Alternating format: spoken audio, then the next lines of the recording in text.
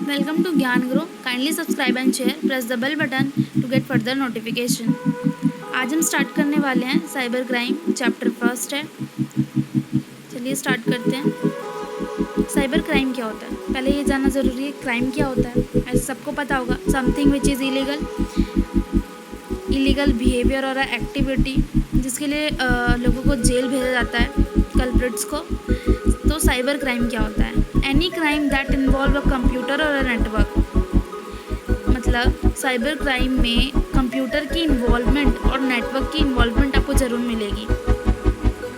और यहाँ पे कंप्यूटर एज अ टूल नहीं तो टारगेट या फिर दोनों की तरह काम करता है। कैसे, मैं आपको बताती हूँ। जैसे ये आप इस इमेज में देख पा रहे होंगे, जो लैपटॉप या सिस्टम जो भी है इसके लिए एज अ टूल काम करेगा, और जो विक्टिम होगा उसका कंप्यूटर कल्प्रिट के लिए उसका टारगेट कंप्यूटर होगा। मान लीजिए उसे हैकिंग करनी है तो उसके लिए क्या हुआ, उसका कंप्यूटर उसका टारगेट कंप्यूटर हुआ। तो यहाँ पे दोनों कंप्यूटर कैसे रोल कर रहे हैं, एक टारगेट है एक टूल है, या तो दोनों हो सकता है या तो एक ही होंगे, ठीक है, पर इनकी इन्वॉल्वमेंट ज़रूर होगी। साइबर क्राइम को हम कंप्यूटर रिलेटेड क्राइम भी कहते हैं, क्राइम बाय कंप्यूटर भी कहते हैं, नेट क्राइम भी कहते हैं, hitech crime, technology enabled crime, virtual crime, ठीक है। क्योंकि जैसे हाईटेक क्राइम, क्यों हाईटेक क्राइम, इसलिए क्योंकि आप और मैं हैकिंग करने नहीं जा रहे, ना ही हमें आएगी करने, ठीक है। किसी मतलब हाई टेक्नोलॉजी की ही ज़रूरत होती है इसमें। कंप्यूटर रिलेटेड क्राइम, जैसे भी मैंने बताया, कंप्यूटर एज अ टूल या तो टारगेट काम करेगा, तो इसीलिए कंप्यूटर रिलेटेड क्राइम। इसके इतने सारे नाम हैं, याद कर लीजिएगा। काइंड्स ऑफ साइबर क्राइम, एक एक करके पढ़ते हैं। अनऑथराइज्ड एक्सेस एंड हैकिंग, दोनों लगभग सेम ही है, दोनों ही विदाउट परमिशन होते हैं। अनऑथराइज्ड एक्सेस मतलब मान लीजिए आपका इंस्टाग्राम अकाउंट है या फिर कोई फेसबुक अकाउंट है, तो उसमें कोई आपका आईडी डाल के और पासवर्ड गेस करने की कोशिश कर रहा है, मतलब आपके अकाउंट में एंटर होने की कोशिश कर रहा है, तो वो हुआ अनऑथराइज्ड एक्सेस। हैकिंग क्या है, हैकिंग भी सेम है, लेकिन इसमें जो हैकर होता है ना वो इम्प्रॉपर मीन्स का यूज़ करता है। तो इस तरीके से ये दोनों डिफर है एक दूसरे से बस, वरना है दोनों सेम ही। वायरस क्या होते हैं, जैसे ऐसे प्रोग्राम, जैसे आप किसी साइट पे गए, मान लीजिए आप फोटोशॉप डाउनलोड कर रहे हैं किसी साइट पे जाके, तो फोटोशॉप के साथ क्या होगा ना, वायरस अटैच होकर आ जाएंगे, ठीक है, और अटैच होकर आ गए, आपको पता भी नहीं चलेगा, और आपने उसे डाउनलोड कर लिया, इंस्टॉल भी कर लिया, सब कुछ कर लिया, लेकिन वायरस तब तक एक्टिवेट नहीं होगा जब तक आप उस जिस ऐप के साथ अटैच होकर आया है ना, उस सॉफ्टवेयर को जब तक आप रन नहीं करोगे। मतलब वायरस को ह्यूमन एक्शन की ज़रूरत होती है, लेकिन वॉर्म्स इसके उल्टे होते हैं, ठीक है, होते थोड़े बहुत सेम है, लेकिन वॉर्म्स क्या करते हैं, इनको ह्यूमन एक्शन की ज़रूरत नहीं होती, ये भी साइट से अटैच होकर ही आते हैं, सॉफ्टवेयर में सारे अटैच होकर आते हैं। इनमें सेल्फ रेप्लिकेट की प्रॉपर्टी होती है। ये क्या करते हैं, एक कंप्यूटर से दूसरे कंप्यूटर में एक या दो में नहीं जाते, कितने में भी जा सकते हैं। और आपके कंप्यूटर को अगर ये आ जाते हैं आपके कंप्यूटर में, सिस्टम में, तो आपका सिस्टम एकदम नम पड़ जाएगा, क्योंकि ये आपके सिस्टम की पूरी बैटरी, मेमोरी सब यूज़ करने लग जाएंगे।